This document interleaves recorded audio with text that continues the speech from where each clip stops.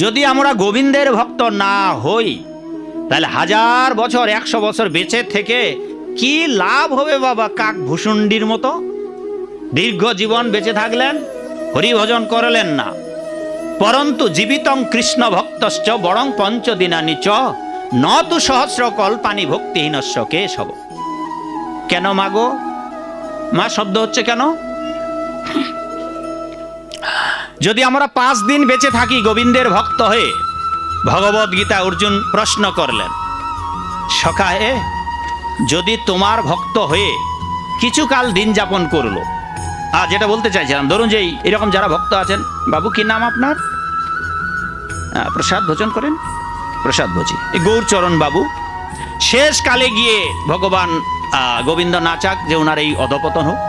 অর্জুন প্রশ্ন করছেন, গৌরচরণ বাবাজি সারা জীবন ভক্তি জীবন যাপন করলো, বিছানায় শয্যার শায়ী, বউকে ডেকে বলতেছে, গো বউ মনে বড় স্বাদ হয়েছে। বলে কি? বলে একটা বাজারে গিয়ে একটা মুরগি নিয়ে আসো তো। গেল, সারা জীবন সাধুগিরি করেছে, ভগবানের নিবেদিত প্রসাদ পেয়েছে, শেষ বয়সে এসে 2 নম্বরই। অনেকে এইটা যদি দেখে কুৎসারণ হবে না?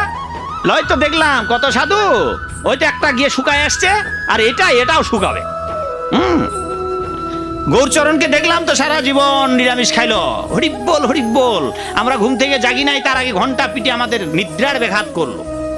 হ্যাঁ, ওদিকে পাশের ভাইয়েরা ওরা ঈশ্বরের ইবাদত করছে, ওরা বাচ্চাদের ভোরবেলায় ডাকতেছে ওদের প্রতিষ্ঠানের পড়াশোনার জন্য, আর আমাদের বোকামার্কা হিন্দু ভাই নাক ডেকে বাপ মা 14 গোষ্ঠী ঘুমাচ্ছে।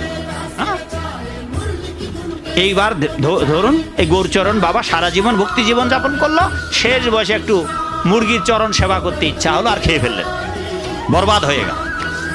অর্জুন প্রশ্ন করছেন যে তোমার ভক্তি পথে চলতে চলতে মাস পথে যদি ভক্তি জীবন নষ্ট হয়ে যায় তবে কি তার পতন হবে?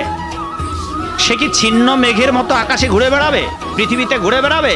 ভগবান বললেন, কৃষ্ণ বললেন, না, সাধু এব সব মন্তব্য সাধুর।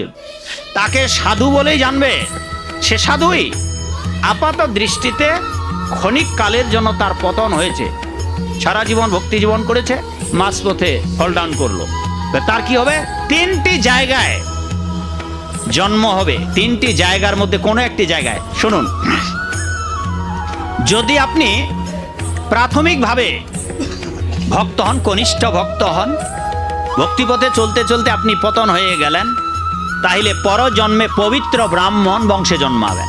যেন তেন ব্রাহ্মণ মাছ কুচিয়া ব্যাং খাওয়া ওদের কাছে, এরকম ওদের বংশে না। ভালো যারা ভক্ত ব্রাহ্মণ তাদের বংশে আপনি জন্ম লাভ করবেন। যদি আগের জন্মে এই যে একাদশী করেন, হরিনাম করেন, জপ করেন, শুদ্ধভাবে জীবনযাপন করেন, সমস্ত কর্ম সমাপ্ত করতে পারলেন না, তার আগে আপনার আয়ু শেষ হয়ে গেল বাবা।